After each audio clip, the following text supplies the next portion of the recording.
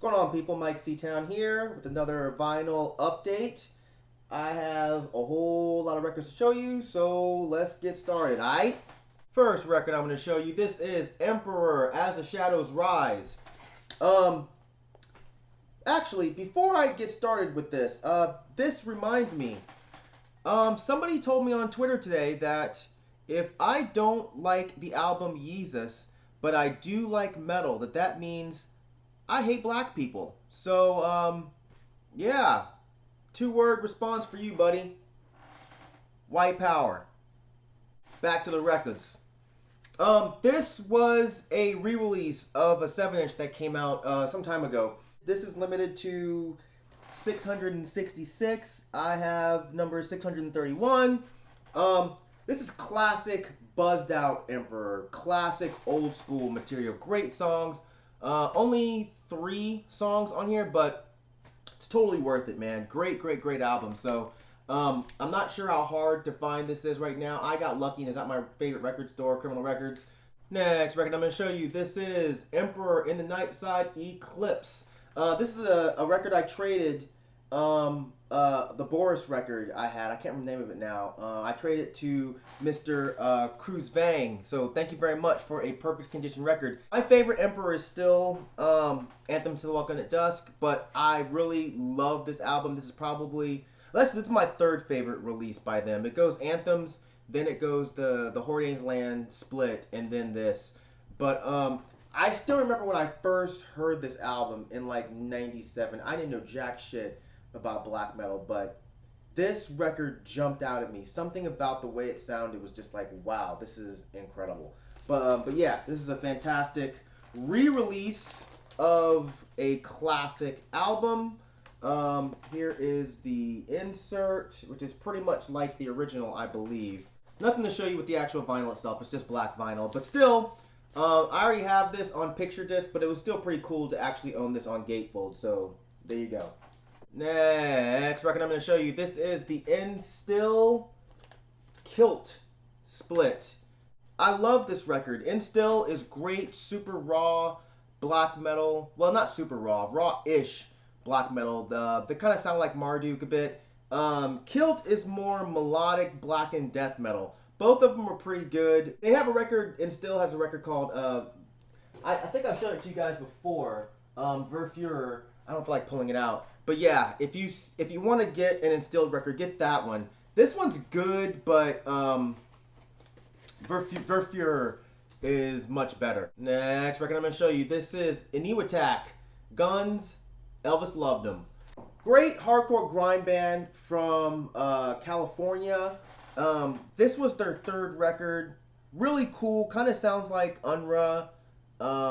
Maybe mixed with like Rorschach. It's really good grind, but it has like those it has those really cool hardcore breakdowns, you know. I love the back cover. Anyway, yeah. Next record I'm going to show you. This is The Essence, A Monument of Trust. This is one of the best Cure ripoff bands you will ever hear in your life. And when I say Cure ripoff, I mean that in the biggest possible compliment. This record's fantastic. This band is fantastic. They're from the Netherlands. I have a couple of their CDs, but this is the only thing I have on vinyl. But it's absolutely amazing. But yeah, there's the back cover, front cover. If you love The Cure, then I really think that you should pick this up because they sound like best era Cure. Like Faith up until like Disintegration era Cure. But yeah, great post-punk with really well-played songs. So yeah, if you can find this record or anything by The Essence, because all of their stuff that I've heard has been incredible. So yeah, Essence, pick it up. Next record I'm going to show you, this is Factums Flowers. I kind of bought this on a whim because it was on Sacred Bones. I like the record label.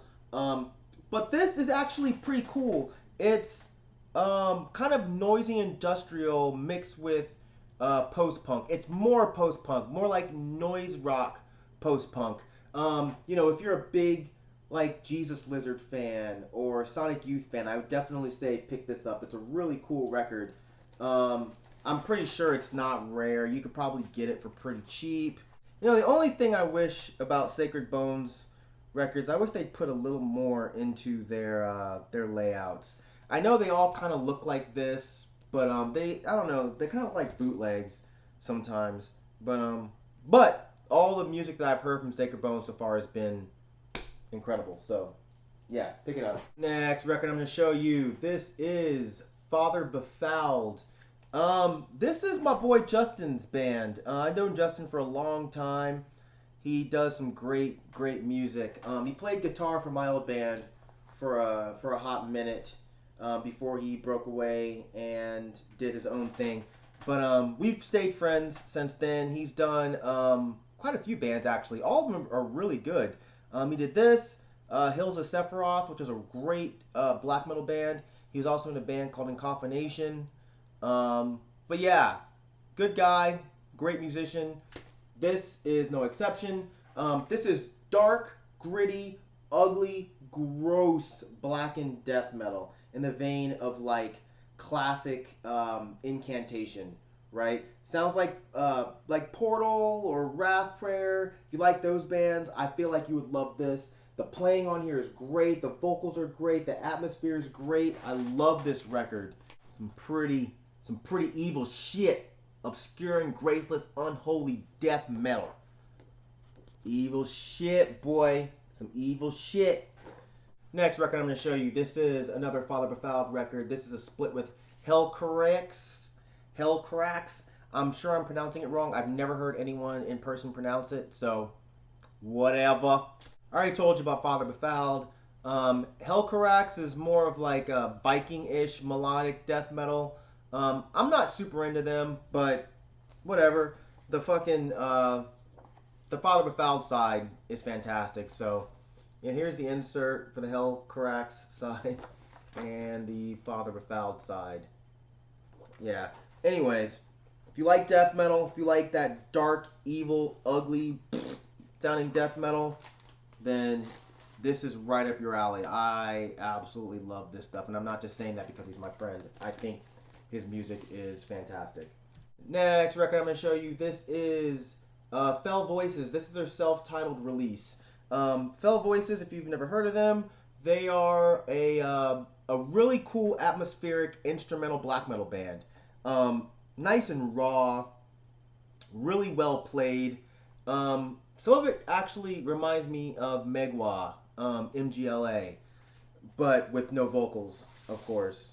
But yeah, if you want something to like, you know, really put on in the background and kind of like chill out, this is a good record. Because you don't really have anybody screaming at you. You just have really well played black metal. Personally, I prefer if they had a vocalist, but I understand what they're going for and I appreciate it. So it is what it is. But yeah, Fela Voices. This is the only thing I have on vinyl of theirs. I need to get some more of their stuff. I think they had a split with Ash Borer that I still need to pick up. But anyway, yeah, Fela Voices, pick it up. Next record I'm going to show you, this is Fishbone. Sorry about the glare. Fishbone, Truth and Soul. Man, this was the actual first Fishbone record I ever heard. I got it for the song Question of Life, which was in a old skate video. I don't remember which one, but yeah, I heard that song and I was like, man, this is great. Will I not pass the test? This is another one of those bands like Bad Brain. So I'm pretty sure I've mentioned before that made me feel not so weird being a black guy into punk rock. I fell in love with this band the moment I heard them. I never really cared for ska, but I was always cool with like ska punk. You know one of my earliest favorite bands was Operation Ivy. You know, I also used to love the Mighty Mighty Boss Tones, Voodoo Glow Skulls. But yeah, so this just was perfect for me. I loved all this. Freddy's Dead. Can you sing out in the pouring rain? Oh man, Subliminal Fascism. Just all around, this is just a fantastic ska punk record, you know? But yeah, they were always great with writing these great, fast, aggressive style punk rock songs. But then they have these really cool ballads. And the singer has such a fantastic voice. God, yeah, I don't know. I could go on about Fishbone for a long time, but yeah, if you've never heard of Fishbone, which would absolutely be insane, then you should definitely look into picking this up because it's an awesome, awesome record. Next record I'm going to show you, this is Funeral Mist's Devilry. I've talked about Funeral Mist before. They're a great black metal band. I can't remember where they're from, whatever. This is one of their earlier records. I showed you Maranatha before. This is one of their earlier ones. Still sounds pretty raw. It's more raw than Maranatha. Still sounds like a mixture of like Marduk and Mayhem. I like the insert here. Classic black metal inserts. And like Maranatha, it comes with this nice big poster that I will never hang up because, again, I'm an old man and I don't really need to hang up weird metal posters. Next record I'm going to show you. This is one of my favorite bands right now. I don't care what you say. This is Ghosts, Opus, Eponymous. For those of you that have never heard Ghosts, which is just plain weird, hey man, I listen to this pretty regularly. They're a great heavy metal band, and yes, I said heavy metal band. All you guys getting your fucking panties in a bunch, chill out. They are a heavy metal band. All right, look, if you like King Diamond and you don't mind mixing King Diamond with like Blue Oyster Cult or like Alice Cooper or even like some old school Sabbath, you know, then I think you'll dig this. You know, hilariously satanic lyrics. I actually did a concert review of one of their shows, which you guys should check it out. If I remember, I'll put the link in the description section there. Real cool layout. Coolest thing though, I was actually listening to this earlier. Take this off the player. Look at that. It's gorgeous, right? Really pretty. But yeah, Ghost. I'm not sure how rare this one is. I don't know, but you know, if you can find it, give it a shot. Next record I'm gonna show y'all. This is Gun Club's Death Party. It's the only Gun Club record I have, unfortunately. Their vinyl, it sells for quite a bit of money. But yeah, this is a great band, country, punk rock. I don't know, if you like X, think you'll like this. Maybe if you like some of the Super Sucker stuff, you might like this. The sound quality on this EP is a bit off, but I think that adds to the sound. I think it adds to the feeling and the attitude of the record, because I think this is a great record. They influenced a whole lot of bands. But yeah, this is the front cover. This is the back cover. Yeah, Gun Club, great songs, awesome band. I wish they would get back together and do some kind of reunion. Be really cool. Next, what I got here is a bunch of old Haggard records. All of them are fantastic. They're all classic Merle Haggard, so they're all like that old country rebel sound. But I'll start with Ramblin Fever, which is a great album. Classic Merle sound. Nothing really special to it except for the song Love Somebody to Death, which is a really good song, and it's not an overly typical song from Merle. It's a really interesting sound for him. Almost an old school bluesy sound, maybe. My favorite song here, however, is If We're Not Back in Love by Monday. If we're not back in love by Monday, we can go our separate ways. Whew, this is one of those get drunk, feel down about yourself, dream about all the women that have come and gone in your life, bruh. That's one of them records. You hear me? Next record I'm going to show you, this is Merle Haggard, I Love Delta Blues. This is a great live record, contains some really cool versions of some of his best songs, I think, including Everybody's Had the Blues, which I love that song. I Forget You Every Day. Way Down Yonder in New Orleans. Nobody Knows I'm Hurtin'. Another one of those great down the dumps Merle Haggard records. I'm not even really much of a fan of live records, but for some reason I'm a fan of live country records. I feel like they always seem to put a nice spin on the songs. They don't just try to play them note for note like the actual album. So this is a really cool album. You know, you might see it in the record store and be like, oh, it's live, I'll pass. No, it's really good. Really good. Sounds amazing. So yeah. Next record I'm going to show you, this is Merle Haggard's Kern River. Another classic Merle record. There's absolutely nothing super special about this to me personally. It's great because it's a Merle record and he always does great records, but none of the songs really jump out at me on this album. So, but yeah, if you see it in the record store, still get it because it's old school Merle and it will be good. That's it. Next record I'm going to show you, this is Merle Haggard, High on a Hilltop. This is some of those really old school sounding tracks. I think this came out in 65, I think. I don't see a date on here. I think it's 65, 66, something like that. It sounds like that old school 60s style Merle. Some great songs on here too. Swinging Doors, I'll Look Over You. Oh man, one of my favorite jams is on this album. The Bottle Let Me Down. Tonight, the bottle let me down. And let your memory come around. I swear, man, the king of heartbreak songs, Merle Haggard, boy. I love this guy.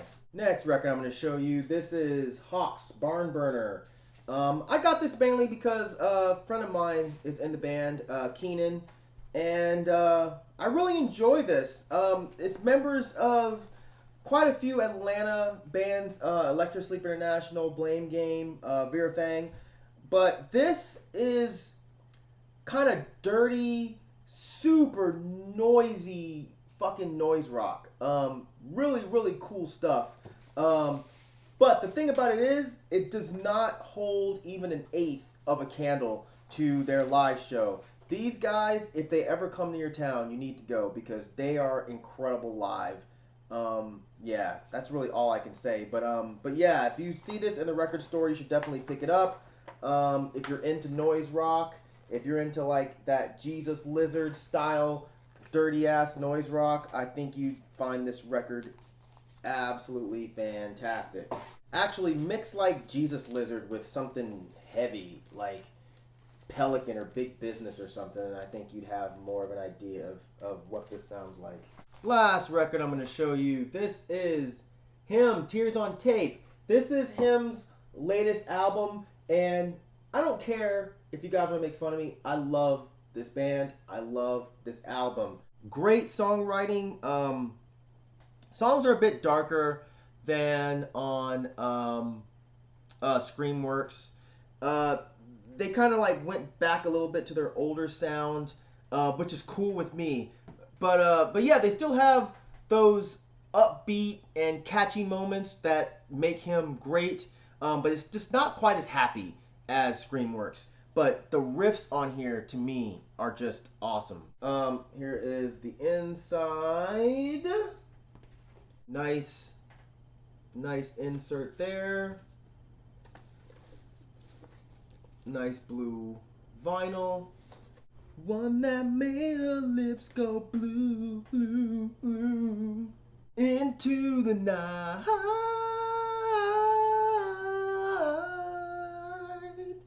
Into the torn and broken. Anyway. And that's it for this edition of the Vinyl Shit.